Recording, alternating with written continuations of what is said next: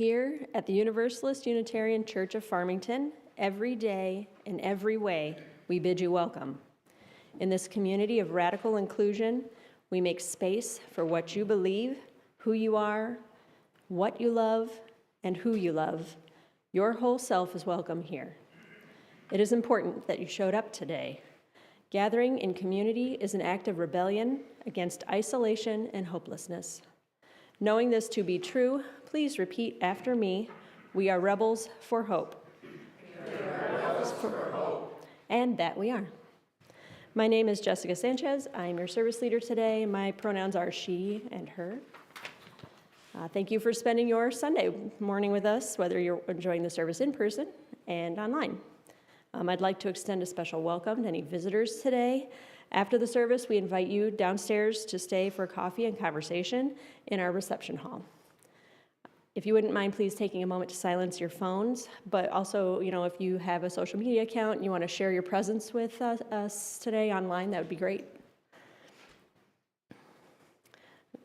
We've got some announcements today. I don't know. Perfect. So after today's service, there's going to be a fire drill, and it will happen immediately after the service. So we are going to use the walkie-talkie system here to inform the teachers in our RE classrooms. So we're going to have the postlude at the end of the service. The fire alarm will go off, and then we're all going to go file out to the memorial garden and go out to the parking lot near the memorial garden. So then after the fire drill, you're welcome to go to coffee hour, but we're also going to be having our Sunday Services Committee meeting today to help plan upcoming services. So if you are interested in learning about that process for creating our Sunday services, you're totally welcome to join us. We will be meeting in the March Brown room, which is up the stairs and down at the end of the hall in the administrative wing of the building. Today we also have Save the World. That's going to happen tonight at 7 p.m. in Adams Hall.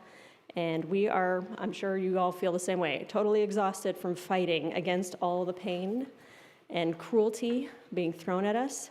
And it's draining, and very demoralizing. So we're going to talk tonight about fighting for and how we can work more effectively for the world we desire and deserve. So if you're free, please come and join us. Thursday, November 27th, will be the 4th annual Thanksgiving dinner at UUCF at 4 p.m. UUCF will provide the turkey and ham, and then we're hoping that others could provide more food as, it's a potluck. Anyone interested in good food and a nice time are welcome. RSVPs are not necessary, but certainly appreciated. And we are also looking for a few people to help clean up and set up. You can email thanksgiving@ufarmington.org. with any questions, RSVPs, or offers to help. Our little free pantry has become very popular in our community. Neighbors are sharing what they can and taking what they need. We are in need of some of the more popular items and hope you can help.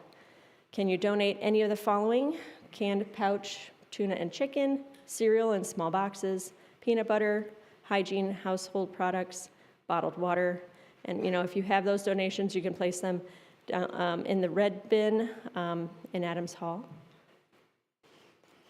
We also have upcoming a UUCF book club.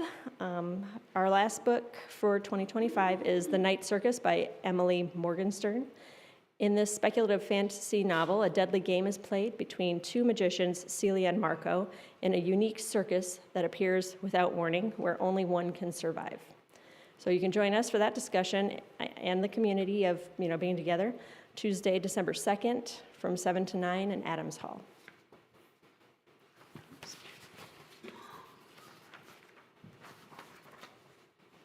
So there's quite a few opportunities for connection this week, most of which are also listed on the back of your order of service.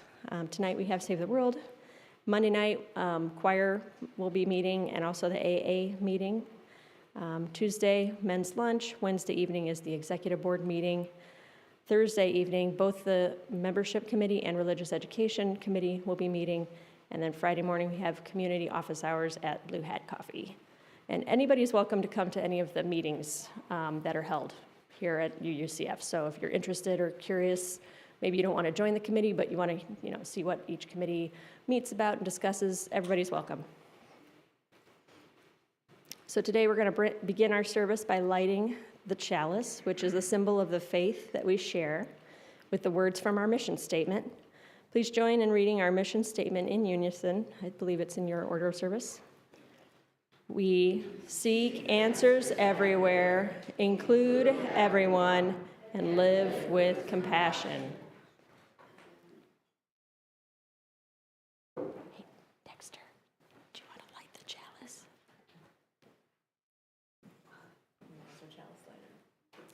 Probably didn't want to do it. What? Do you want to light the chalice? Yeah. Yeah. That's okay.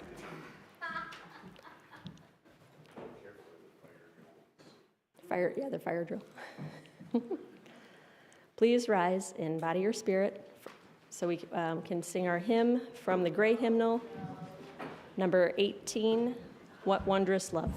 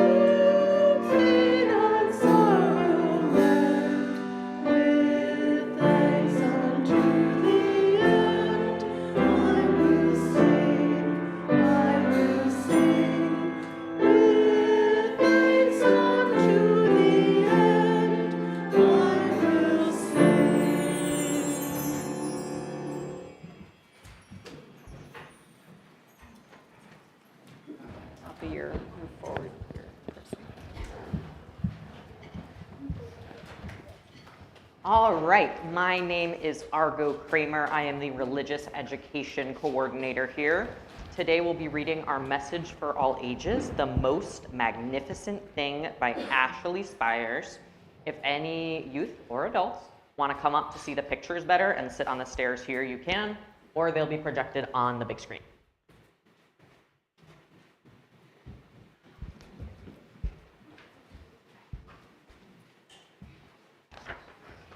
The most magnificent thing.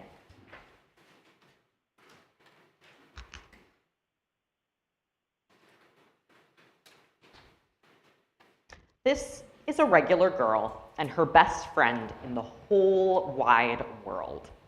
They do all kinds of things together. They race, they eat, they explore, they relax.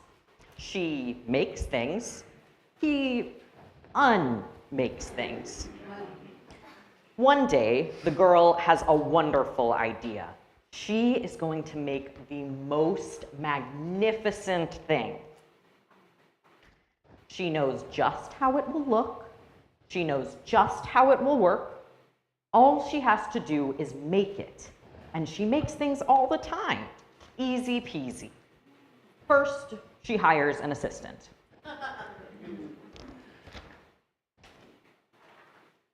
Next, they gather their supplies.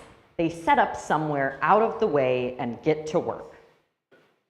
But do they really look out of the way?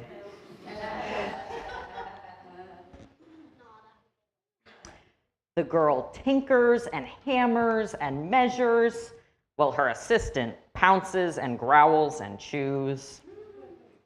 When she is finished, she steps back to admire her work. She walks around one side, her assistant examines the other side. It doesn't look right. Her assistant picks it up and gives it a shake. It doesn't feel right either. They are shocked to discover that the thing isn't magnificent or good. It isn't even kind of, sort of okay. It is all wrong. The girl tosses it aside and gives it another go. She smooths and wrenches and fiddles. Her assistant circles and tugs and wags. When she is finished, she stands up and takes a long look at it. Her assistant gives it a nudge with his paw. This thing is still wrong. She decides to try again. The girl saws and glues and adjusts. She stands and examines and stares. She twists and tweaks and fastens. She fixes and straightens and studies. She tries all different ways to make it better. She makes it square. She makes it round. She gives it legs. She adds antenna. She makes it fuzzy. She makes it long, short, rough, smooth, big, small. One even smells of stinky cheese.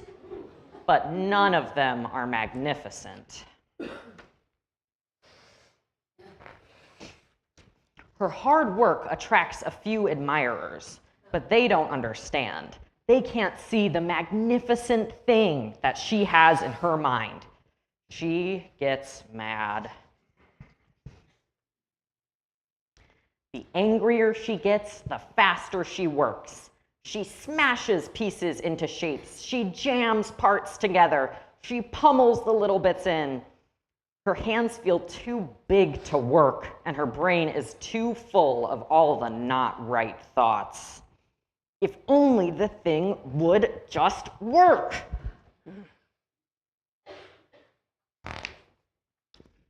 Crunch.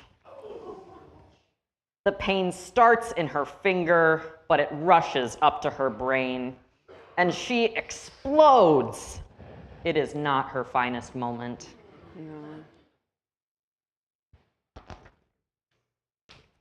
I'm no good at this. I quit. Her assistant suggests a walk.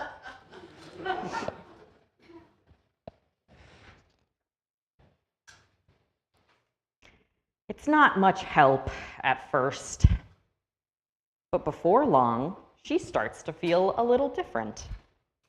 Bit by bit, the mad gets pushed out of her head. As they stroll along, she comes across the first wrong thing she made. The bad feelings are about to start all over again. And then she notices something surprising.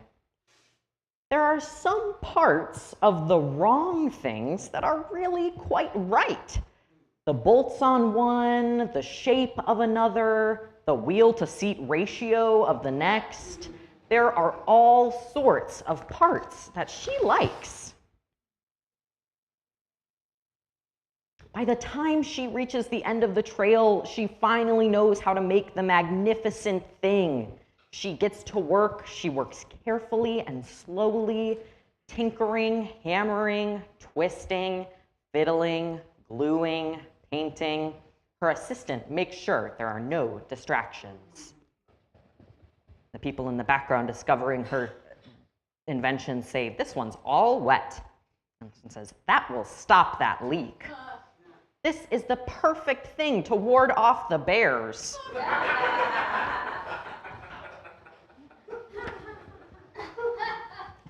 The afternoon fades into evening.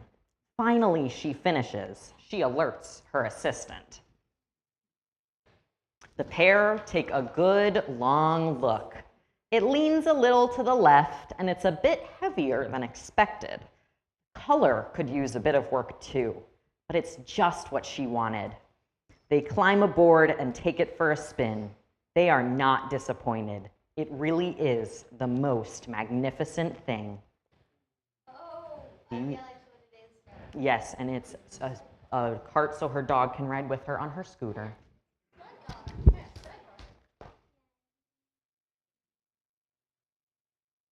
And I think this book was such a good book about, what do we think? Trying again. Trying again. I think, yes, Sibby? Appreciating what you have made.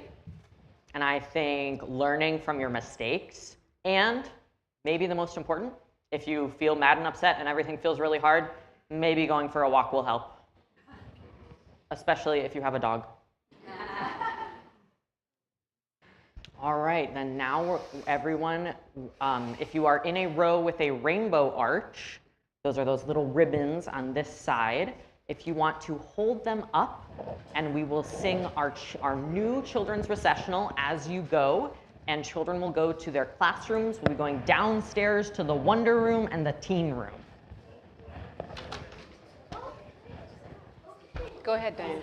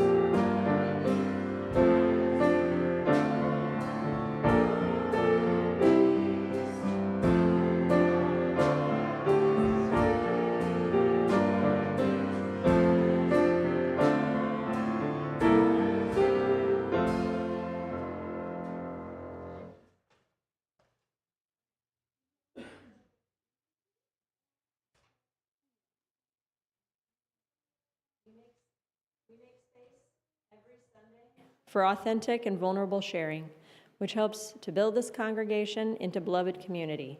We invite you to share what's going on in your life, to name your feelings and the people in your heart in need of prayer, good energy, best wishes, and other help.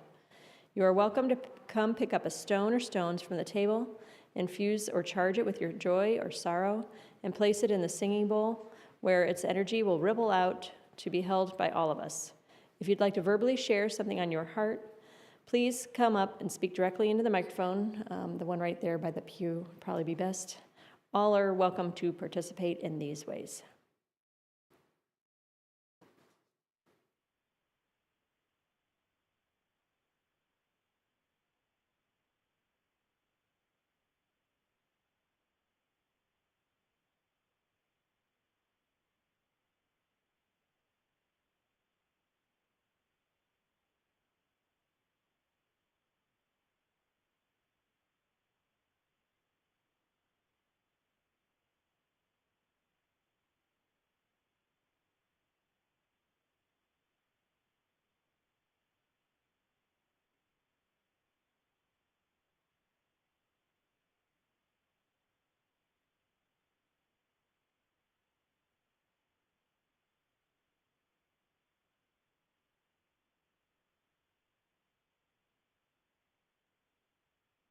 The intentions that rest in the silent sanctuary of our hearts, one for the joys, one for the sorrows, and one for the strength of the gathered community that can support you and bring you peace.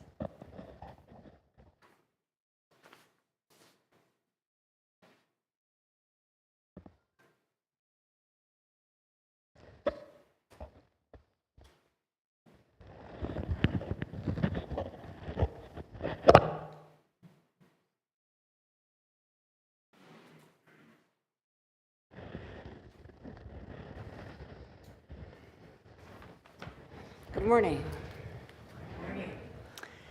Today we are practicing, sometimes Karen Duguay isn't here, but recently when I was at something and I used the word practicing, and she said that she couldn't use that word because it was a word I use all the time. But we're going to practice, because that's what we do in community, is we are going to practice living in discomfort, trying out new things that may be uncomfortable for us, and talking about some things that may be uncomfortable. So I know that for many people, the idea of church is the place where I'm supposed to be comfortable. Like, this is supposed to be my nice, warm cocoon place, which is lovely, but not always. Because we also sometimes need to rub up against something that makes us feel uncomfortable to help us grow as humans. So for our meditation this morning, I want you to try something different. First, let's get into our comfortable spaces, whatever that feels like for you. Maybe your feet on the floor. Maybe notice your tension in your shoulders. Bring some awareness to your body. Maybe it's the tightness in your chest or your stomach. Notice that space. Acknowledge it. Breathe into that space.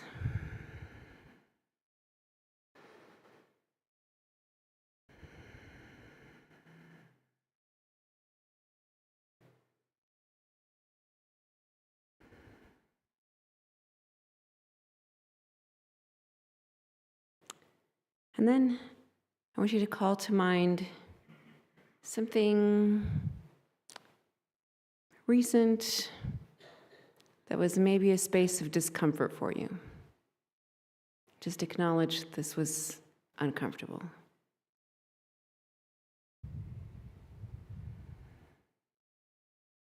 Can you notice what's come up for you, and even me saying that?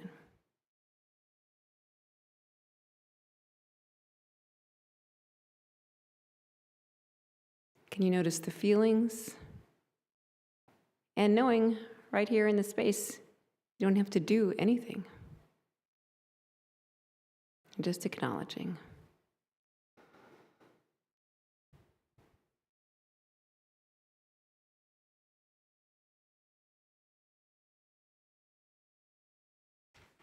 Maybe you're in a new situation, a new job, a new life change, and man, is it uncomfortable.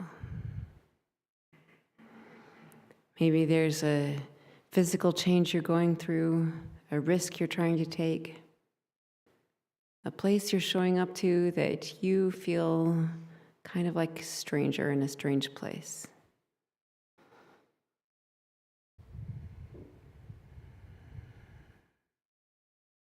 Feel that within your body.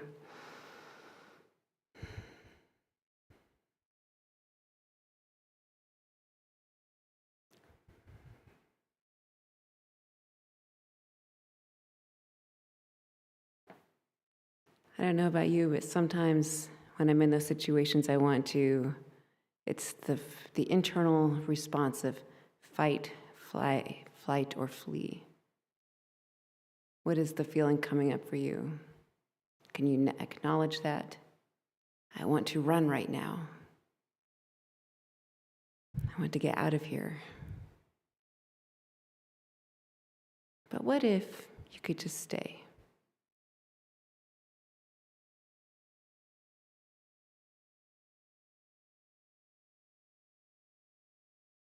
Stay in this space.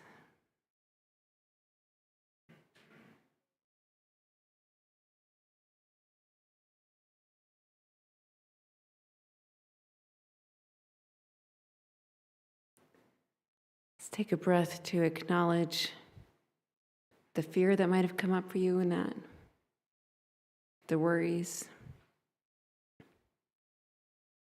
and say, I support myself in my own risk-taking within your own self. Just acknowledge that it's scary, whatever it is for you.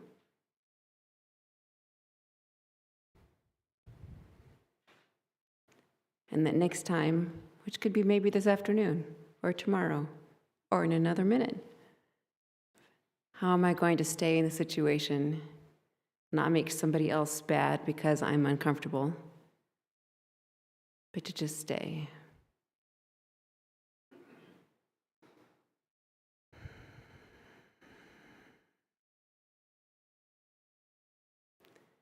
Take another breath in. Bring your energy back to this room, this space, these people around you, this loving community that supports us as we take risks and are constantly trying new experiments and supporting each other on that way. And so in a minute, I'm going to ask you to take another risk together. Both our teal hymnal and our gray hymnal are full of songs in other languages. And in the time that I have been here since May of 23, we have not used any of those songs. But I personally believe that using songs in other languages helps us to expand and helps us to have a universal feeling about the whole world. And one of my also beliefs about Unitarian Universalism is that we don't always, 80% of what we do, not everything, it's another practice opportunity. The practice opportunity is not everything is about me. The world doesn't revolve around me. And you get to opportunity to practice belief systems that perhaps doesn't resonate with you personally, but you get to maybe support others, or maybe just try it on for yourself, even just for a moment. And so this morning, the choir's already practiced, so they're going to lead from their seats, and Linda is going to lead us in number 1047 in your teal hymnal. I especially wanted to do this, or maybe other songs, because of, well, who's singing at the Super Bowl? Does anybody know? Bad Bunny. Okay. Bad Bunny sings in Spanish. And there is this huge pushback in our world against Bad Bunny. And I say we can darn well learn to sing a few things in Spanish, can't we? Okay. So I would like you to turn to 1047. And we are going to sing this line, to sing the first verse in Spanish and the next verse in English. And we're going to stretch ourselves. Try a few new risk things. So Linda, would you please lead us in singing this? Love to.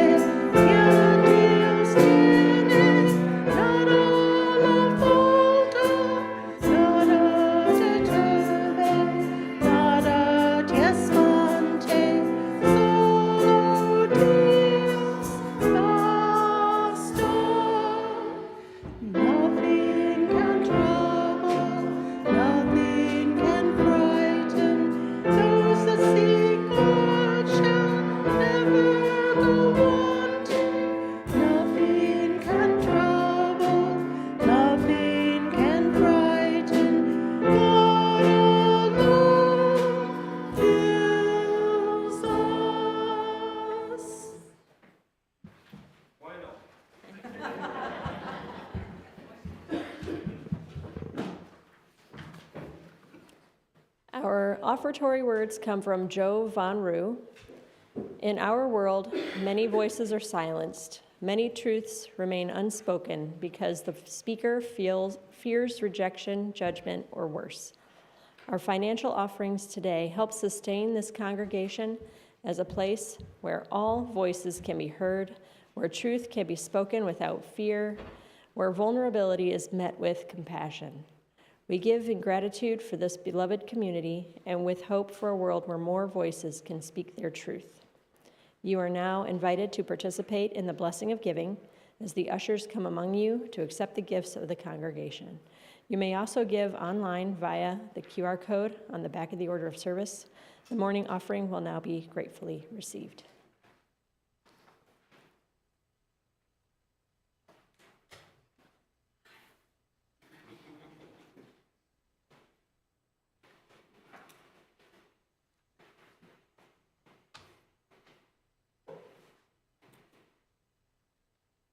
Would you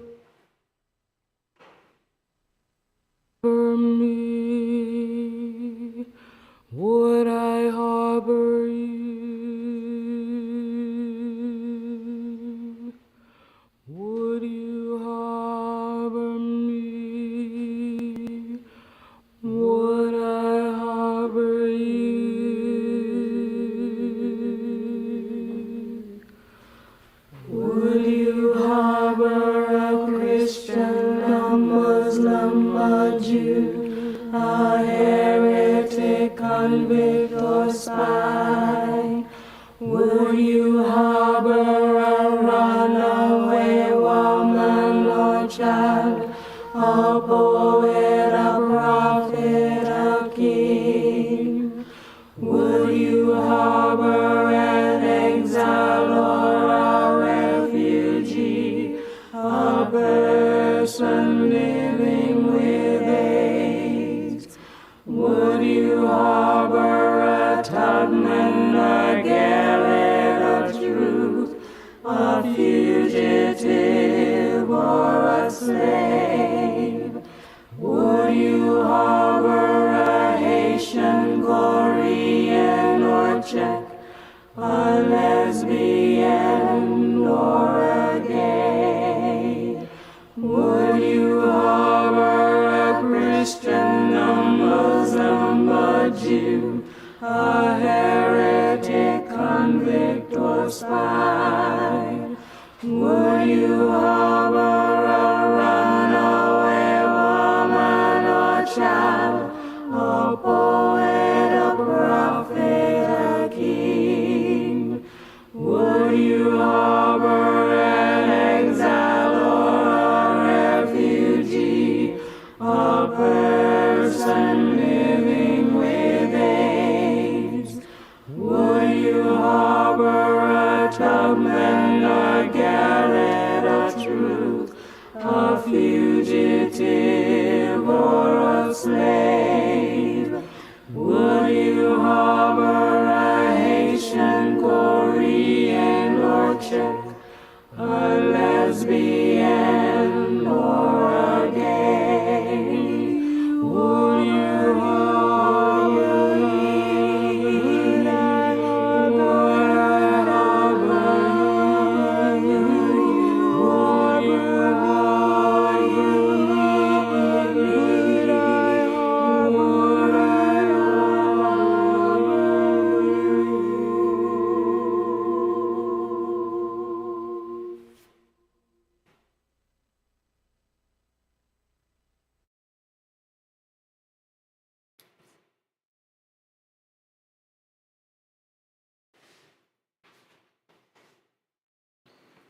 Please join me in reciting the offertory blessing that can be found in your order of service. To the work of creating beloved community within and beyond these walls, we dedicate ourselves and our offerings.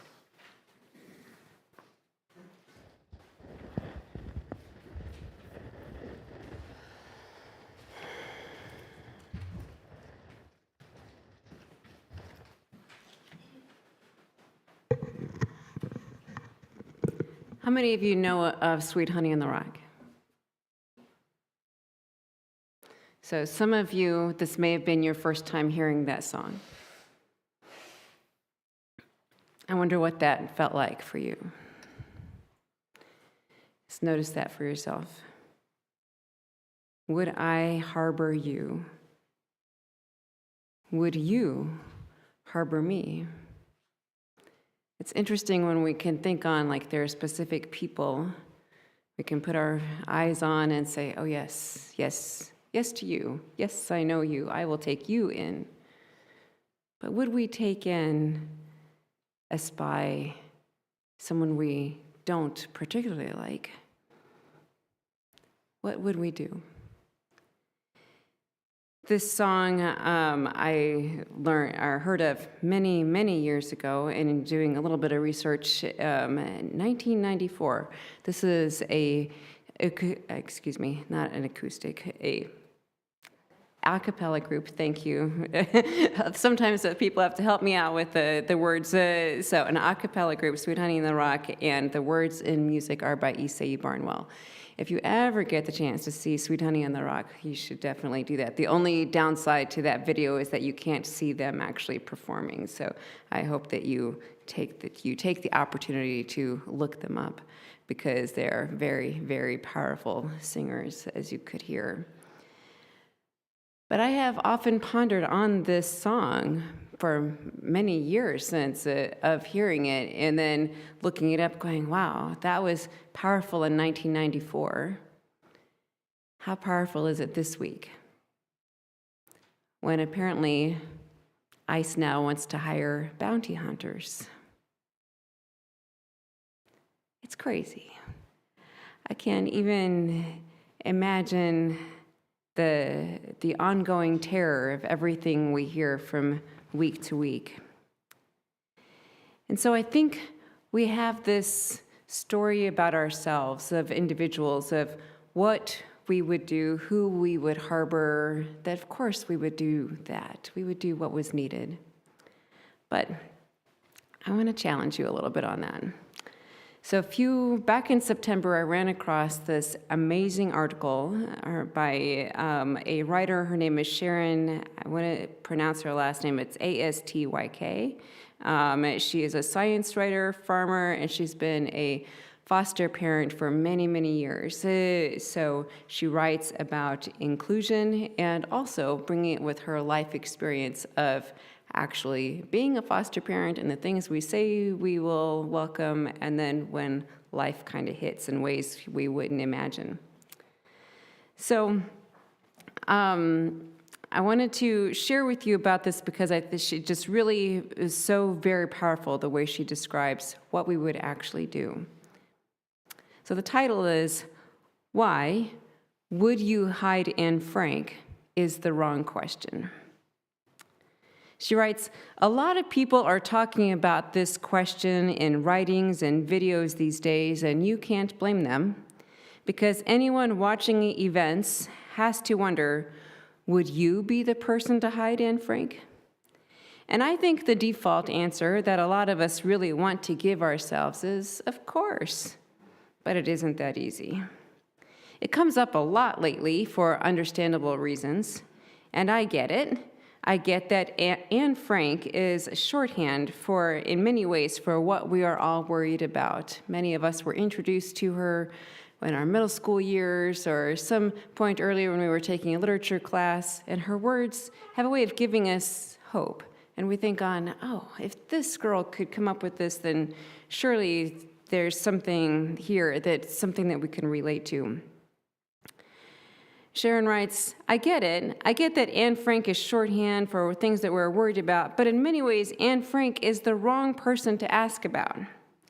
What I want to know is whether you'd hide Fritz Pfeffer. Who was Fritz Pfeffer, you might ask? If your last read-through of the Diary of Anne Frank was many years ago, and I'm guessing for most of us it was decades ago, you probably don't recall. He was the dentist who lived with the Frank and Van Pels families, who shared Anne's room while Margot, her sister, slept with her parents. Anne didn't like him much. She found him repressed and tedious and annoying. He was judgmental of her and reported her doings to her parents. Pfeffer was a friend of the Frank and Van Pels families, and their host, Miep Gies, felt there was room for one more person and that someone with medical knowledge would be helpful to have around. Pfeffer was engaged to a Catholic woman and hoping to escape to South America after the war, so he studied Spanish and wrote letters, now lost to history, to his Catholic fiancée. He was divorced and had a 6-year-old son who made it out via the Kinder transport. And then he was trapped in a tiny secret space with a teenage girl who he didn't like much and she didn't like him. He also used his dental talent and medical training to care for the family, repairing Anne's teeth and caring for her when everyone became ill. Why do I want you to envision hiding a grumpy dentist, you might ask? Because I think the question of would you hide Anne Frank is a little too easy for most of us. Most of us read Anne Frank's story when we weren't that far off from her age. Her diary was, while educational, also an encounter with a friend for most of the teens reading it. And it came with deep insight into her inner life. When we talk about hiding Anne Frank, most of us are imagining someone we like and identify with. Yes, it would be difficult in secrecy or extremely close quarters, especially I can imagine as the hosts of this family for many years, they had to bring in food and not make it look like they were bringing food to a whole lot of people. There were a lot of obstacles involved in doing this. But fundamentally, we already have granted in our minds, we've already granted Anne Frank full personhood in our heads. Like, we know who she is, we've already made resolution. Yep, of course, we'll make space for her. She's also the youngest of the children and a girl, and, she was kind of cute for a 14-year-old girl. And if you don't think those things matter, well, you've never been around the world of adoption and foster care, where they very, very much do. Yes, many of you would hide Anne Frank. Don't get me wrong, it would be hard. Teenagers are moody and difficult, and trauma shows up in a lot of ways. But when people say that, I think in their heads, they really are, on some level, asking the question, would you hide one cute teen girl? And they're able to say, yes, I would. But there's a reason why we say, would you hide Anne Frank?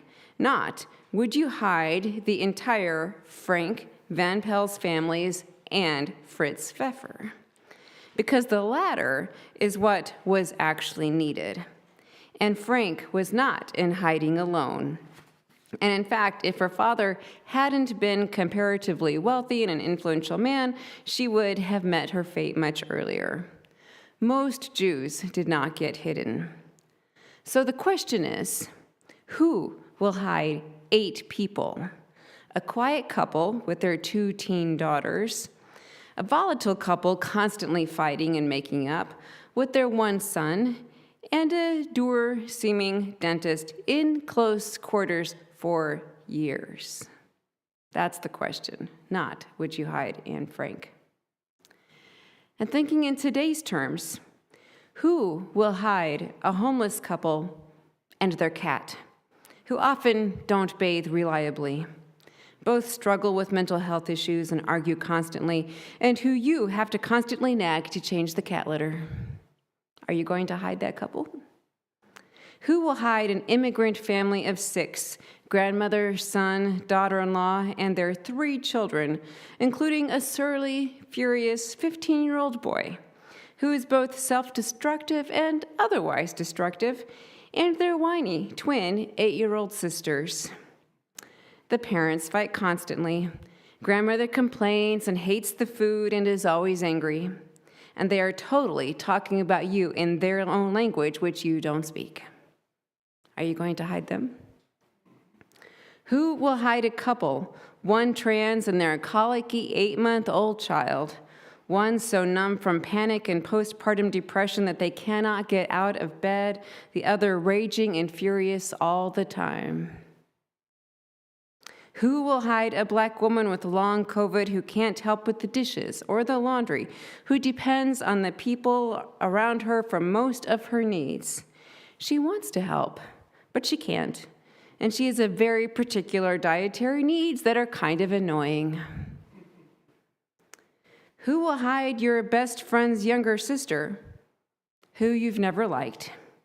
Or the upstairs neighbor that bangs on the floor whenever your kids are playing? Or the 93-year-old woman down the street who gets confused about where she is? Who will hide your uncle who voted for Trump? And your brother who you haven't spoken to since 2011? And not just who will hide them, who will work with them, come in on the regular to help them out, share food with them, give money to them, step up and go to jail or worse for them. Because that's what's being asked of you. Not for you to heroically save some cute teen girl, but for you to do the necessary, tedious, irritating, hard, endless work of protecting, helping, supporting, and working with people, families, members of communities who you probably don't like very much. Or if you started out liking, who close proximity may make them less endearing. People have a way of doing that. Some people may be fortunate enough to do this from love, For others, it is because it is the right thing to do. Let's be honest. We all have fantasies about community in our own heads and about our participation, what we will do. And the biggest fantasy is that we will like everyone in our community. That shared purpose will make us stop being the people we are and having regular feelings about how annoying and disappointing other people are. But the fact is that disasters don't make us less human, but more. Last week at our writing gathering, one of the things that we talked about was the ways sometimes in crisis or planning with funerals or other types of things, people they reiterate and become further more into the patterns of who they are on a deeper basis. We have this image of who we want them to be, like, I am doing this amazing thing for you, why don't you appreciate it? That's not who they are. But we've created a story about who we want them to be. And that story becomes an obstacle between us connecting with that person and being there for who they need us to be. I was thinking on all of this, especially I ran across this essay back in September, and back then, a month ago, we were talking about cultivating compassion, and some of you may remember that we held up these cards and talking about some of the things that we were comfortable with or not comfortable with. And I have to say, talking about hard things or being is pretty darn uncomfortable for me. But I think that one of the things that we have to do in community is talk about uncomfortable things. Say things out loud that may make other people uncomfortable, that may cause people to see the elephant in the room that perhaps we don't know a way around, or it's an obstacle we think. Because most of the time, the obstacles we think aren't really obstacles, but we've created, we've told ourselves we can't ever. A year ago, I had this hope and dream to be able to connect the announcements with something visual, and I just could not figure out how. And then finally, we started doing it. And it became oh, we can. Is this a story that we've created that we can't do it? What is something that we actually can? But the thing is, we get into communities where life gets a little bit harder. So how are we going to live in the discomfort? To not make it something we're running from, away from. The fight, flight, or flee response does not help us when people are truly in danger. Story after story this past week about ICE, what I call kidnapping people from daycare centers, from all people being stopped going to work, all kinds of situations where people are having to prove who they are, that we've lost the due process. So many things are happening. And how are we, both as individuals and as a community, going to step up? What if at some point in the future we needed to house people here, physically here? Can you notice your own reaction to me saying that? What would it be like if we had a family who stayed here who was pro-life, who did not share our beliefs about access to reproductive care? Would we still house them? What if we had people who needed to be housed who were anti-GLBT? Would we still house them? Can we still see the humanity and the need that others have?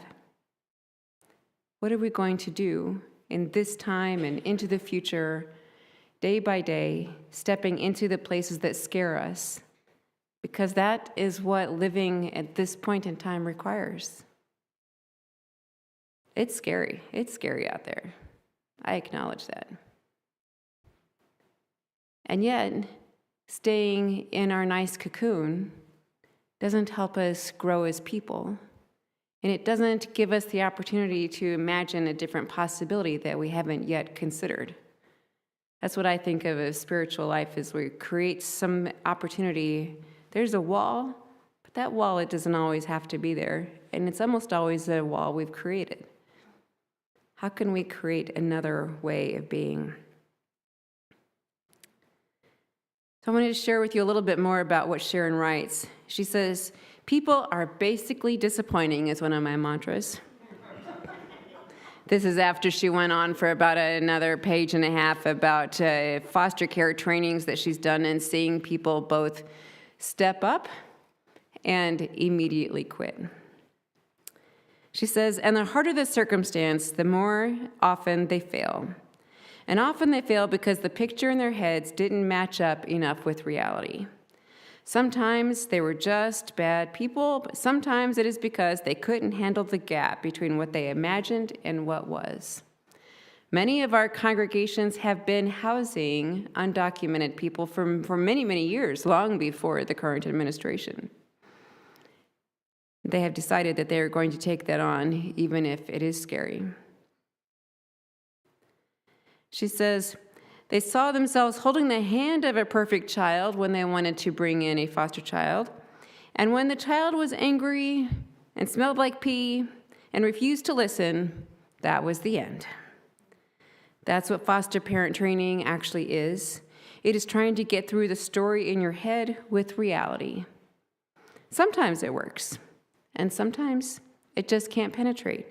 Because the stories about heroism and gratitude and ease you've been telling yourself are too strong, even when they are false. So that's where we're starting, to stop imagining the little girl in the secret annex and instead imagine the aging homeless veteran who smokes, drinks, and doesn't clean up after himself. To make sure that when you are preparing yourself to do the work that is desperately needed, you are willing to pay the price, because the price is coming. And while the people you save and protect may not always be appreciative, they're not always going to say thank you or acknowledge the thing you've done. They may not always be clean, they may not always look like you. What if you ask yourself, would it have been worth it to ensure that Anne Frank and all the other people in the secret annex got to survive, to protect the residential school kids, to hide the fugitive slaves, to stand for the Roma, to take in the disabled neighbors scheduled for death? The answer is always yes. And the more you tell yourself it will be hard, and you won't always like it or them, the easier it becomes and will become on a daily basis. Because the thing is that it's not always going to be pretty or joyful. People have a way of not always sending thank you cards, or when you give them something, they may not always respond in the way you had hoped. Sometimes we're going to have to do things that will maybe put our institution at risk. Who knows? Who knows? I believe we are living in scary times, but that requires us to open our minds and open our hearts in different ways that we imagined. And so I wanted to share with you a couple of opportunities this coming week. If you're not part of, I recommend joining, there's this Interfaith Leadership Council of Detroit. In no way do you have to call yourself a leader in any way to get on their email list. It's just an email list. No one, vets the email list to say exactly who are you. But this is a great way to find out what is happening and be connected to the larger community around the whole area.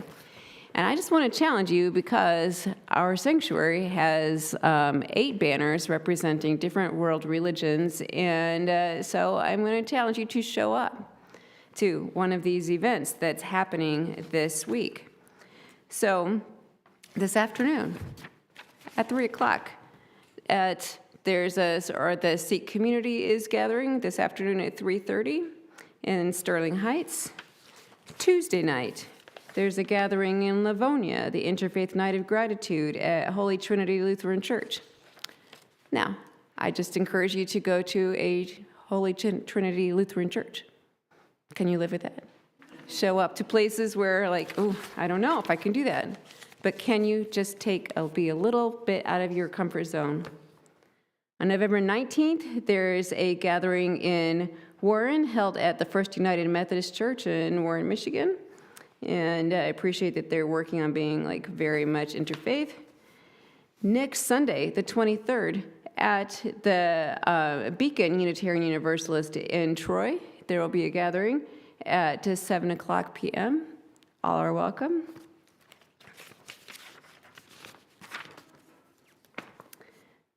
Next Monday at 7 o'clock, there's a gathering at St. David's Episcopal Church in Southfield. All of these are opportunities that anybody can show up for. And then also on November 20th is a Hanukkah and Diwali celebration. We have to practice showing up to places where we don't know anybody, where the belief systems are very different from our own, and we get to practice like, ooh, this is uncomfortable, and do it anyway. I'd like you to take a minute to take a deep breath. Perhaps notice your own discomfort. What is happening here? I want to help you to stay in that place while the choir, if you want to come on up. The choir is going to sing this song by Carrie Newcomer called Lean In Towards the Light. And I know sometimes it can feel like, oh, we have to stay in this kind of a Pollyanna, everything is going to be happy all the time place. It's really not. But maybe if we can try to lean in a little bit more and just think on what it is that we can bring to bring more light to the world. Thank you.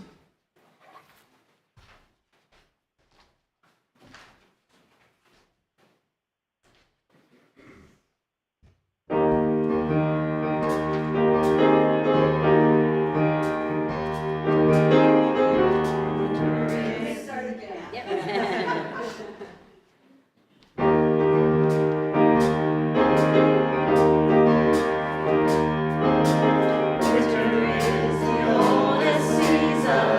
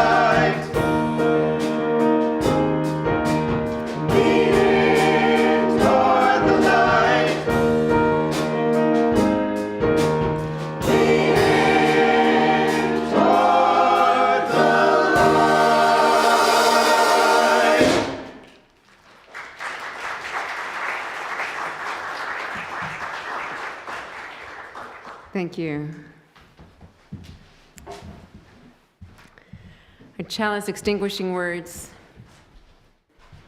I'm going to read these words, and then I'm going to use our we have walkie-talkies down here. We're going to inform the teachers that after the postlude, we'll start our fire drill, and we will all walk outside. We extinguish this chalice with an open heart. We are building a better world together. We are becoming better people together. We are living our lives together. We don't have to do it alone. Teachers will be starting our fire drill after the postlude.